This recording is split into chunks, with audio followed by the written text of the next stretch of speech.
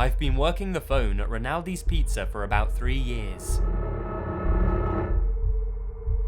That's longer than anybody else who works there.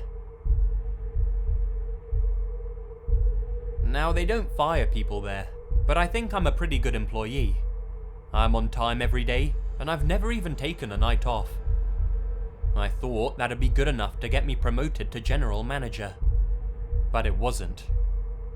Last week, some guy who started work 2 months ago got my promotion.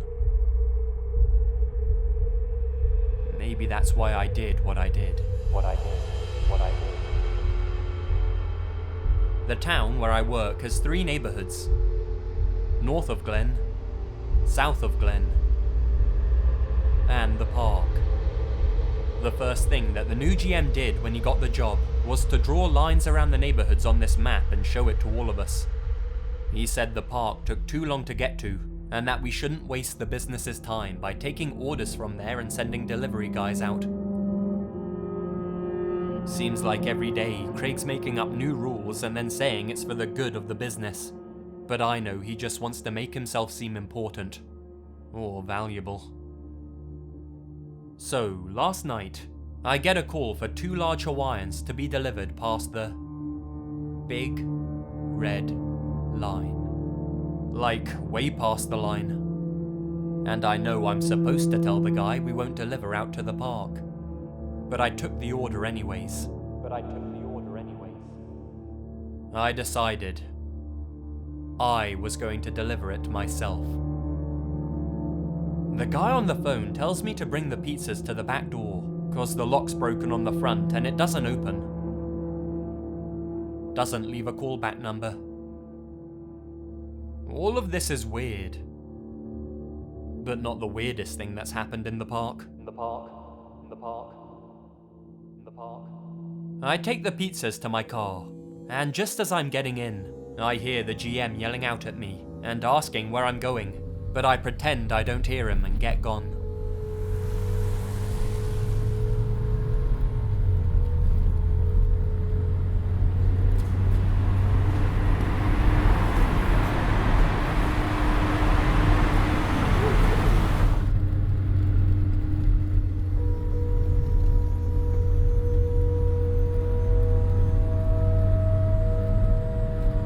First few blocks of the park, it's all trailers, permanently impermanent housing.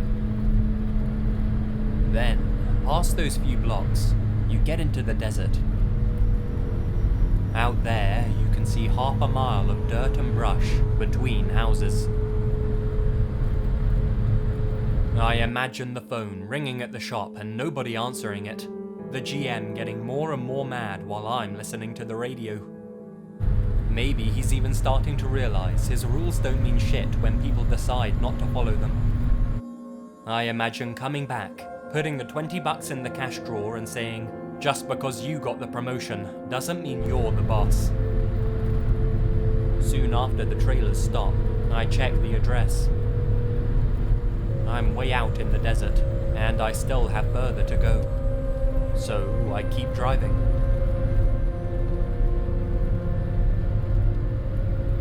While the sun sets behind me, I turn on my lights, and I cross the GM's imaginary line.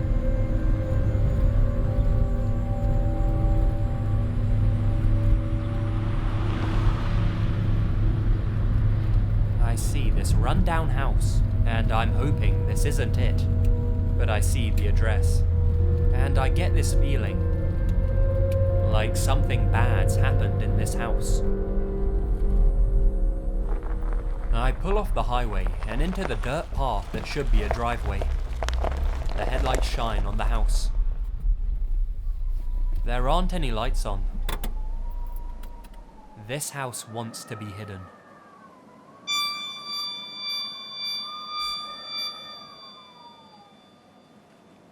It belongs in the cold, to the desert, and to the darkness. It's abandoned. The roof looks like it's starting to fall apart.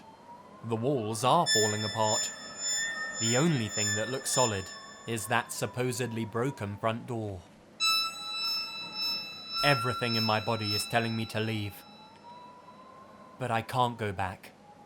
If I go back without the money, my elaborate screw you to the GM would be ruined. Now it doesn't seem like such a good reason to keep going. I start walking towards the house. As I get closer to the front door, I try to look through the windows. But I can't see inside the house. There are black sheets over the windows. Then I see something that really scares me. The windows